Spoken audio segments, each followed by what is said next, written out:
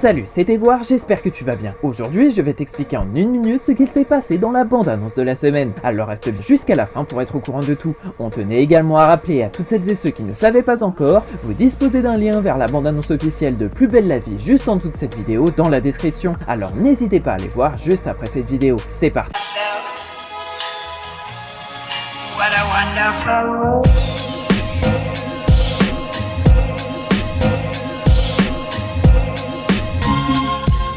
La semaine dernière, l'intrigue de Saint-Côme s'est terminée dans un moment dramatique. Constance, la directrice de l'établissement, n'a pas supporté de voir l'école de Sper perdre son prestige d'antan et a décidé de séquestrer la petite Louisa pour se faire entendre avant de mettre le feu à l'école. Idriss et ses collègues se sont alors retrouvés dans une situation impossible et Salem risque de perdre sa deuxième sœur, ce qu'il ne supporterait pas. Pour cette semaine dans Plus belle la vie, Idriss réussit enfin à sauver sa petite sœur et il comprend alors toute la vérité autour de Saint-Côme auprès de Léa Nebou qui elle aussi avait bien besoin de réponses. Mais une toute autre intrigue commence au Mistral et elle devrait vous plaire car elle concerne la famille biologique d'Ophélie Kepler.